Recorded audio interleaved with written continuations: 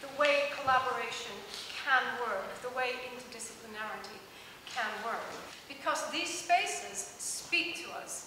Even empty of specimens, museums speak to us. Not an artist coming in and imposing an idea, imposing a discipline, a body of work, but a discourse, a dialogue. Many of the strategies we use in art exhibitions have crossed over to the museum space and vice versa, which I think is quite an interesting and a good thing. But it really wasn't about making art. It was about using the process to get the public to engage in a different way, and to get the anatomists to act as exhibition guides. And we're using these kind of confocal brain scan images we talked about earlier on a series of moving and still portraits to create 21st century typologies, and then creating different portals. So a web portal, an exhibition, showing them, again, in actual hospitals, in medical research centres, as well as museums. So creating this crossover and this discourse.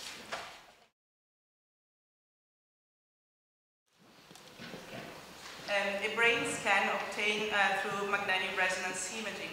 And this has been the, I would say, obscure object of desire of my curatorial project. What does this image tell us, and what does it leave out? Like many other biomedical images, this image too resists display.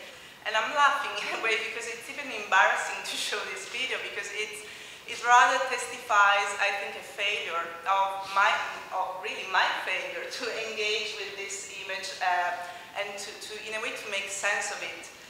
I had a problem of getting access to these kind of images, so I had to underwent 2 different MRI examinations in 2 different labs, and I actually lost touch with the object, with this object, and other things came to the foreground.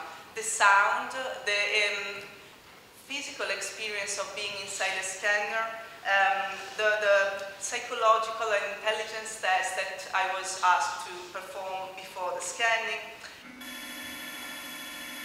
Your MRI scan has no effect on you.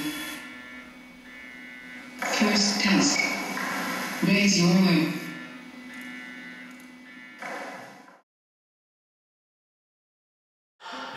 What's a scientific object, or what's a piece of art? You could give us some insight into the use of sound, because obviously this is sensory, but both of you, I know, have used different sorts of sound. Yours is the voice, and yours and where these sounds come from, and their intervention in the museum, but also how they're intervening with it, but they're also incorporated into it. Silvia, could you talk a little bit more about the sculptures and what the material was, and sort of why one is representational and the other one appears to be abstract? And what you just said about your practice feeding back into the scientific practice also resonates with this avant-gardism in a sense. I wonder how you see the possible collusion between a more avant-gardist position and a more kind of, I would say, traditional museum, public engagement with science, blah, blah, blah. How do you deal with the issue of the enormously complex and problematic personal and historical and political environment in which that material actually came? How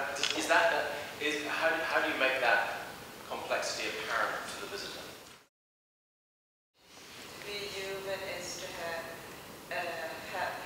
ability to reflect, to have a reflective consciousness.